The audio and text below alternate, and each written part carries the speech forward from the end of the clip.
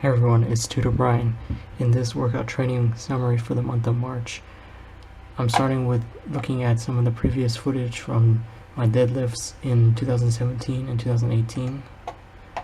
It kind of helps me to see details that I might have otherwise missed if I'm not looking over the film after doing the lifts and seeing how consistent I am and what things can be improved or continued. That was 2018. This is 2017. So I try to put the footage so that the angles of the camera can show different views of the lift from the side, 2018, from the side in 2017.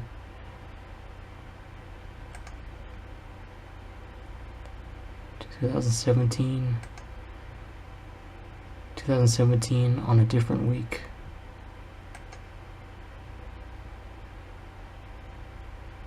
Two thousand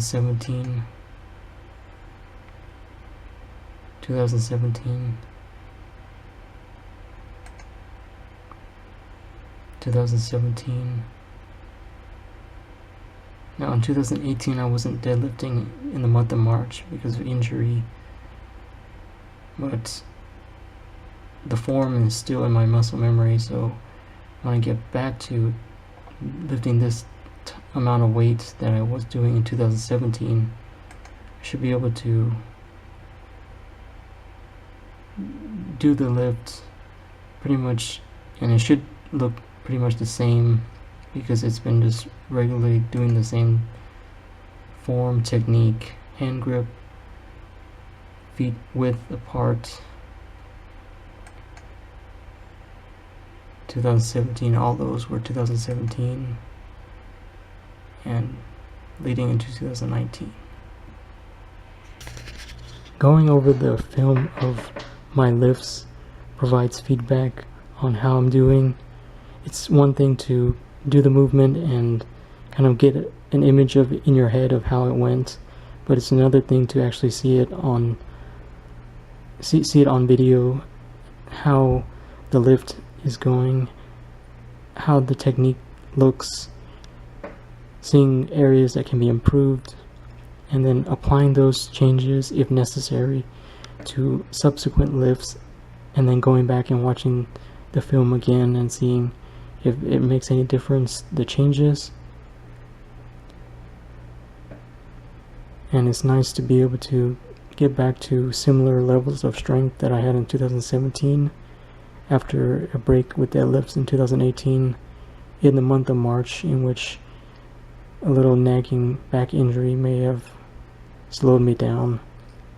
And also in 2017 I wasn't overhead pressing, but in 2018 I had reincorporated the movement, and so towards the end of 2018 and going on to 2019 I was able to do deadlifts and overhead press,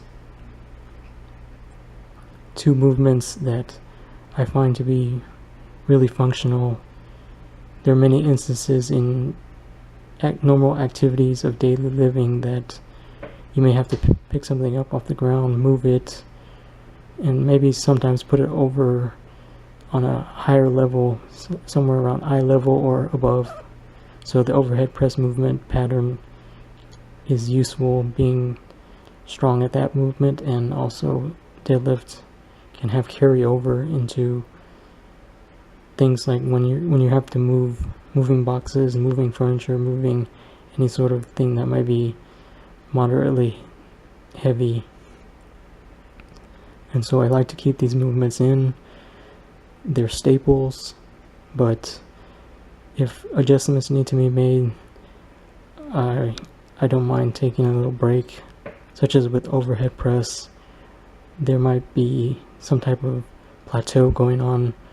I don't know exactly if it's due to injury or maybe the training is not adequate, but the overhead press is kind of stalling, so I'm thinking about focusing more on horizontal pressing, like the bench press movement, which is kind of rusty right now.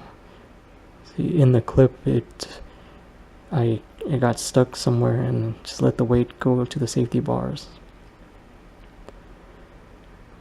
But focusing on something different may be beneficial, or to work the muscles in different ways, to change things up, to prevent staleness.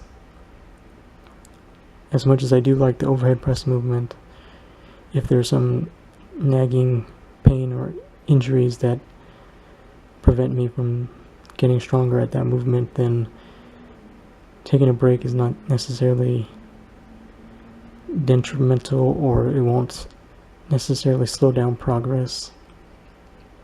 The movement pattern will still be there after or when I bring the movement back.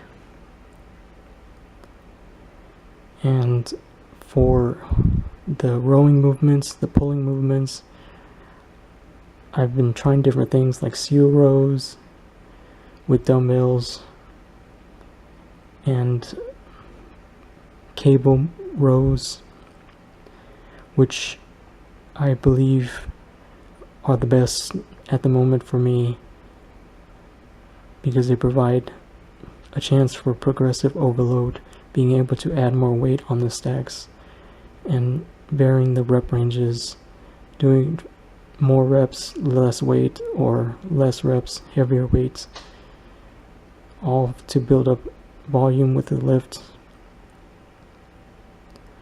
And the chest supported rows reduce strain on the lower back, so even if I'm perpendicular with the ground, I can use a chair like this and have it supporting the torso, and so all I have to do is just do the pulling movement. Even with face pulls, in which it may not necessarily need a chest supported type setup, I do like having it there. It just keeps everything else stable, and I'm just working on the muscles that are being activated during this lift.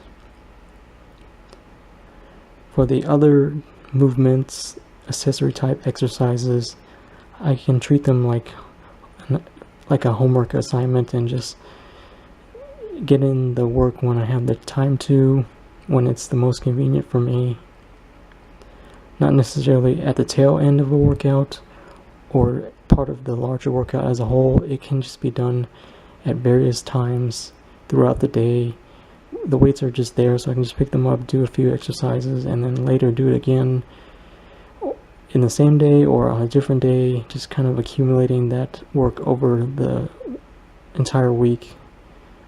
And when it needs to be when there's need for progressive overload, just increase the weights or the reps.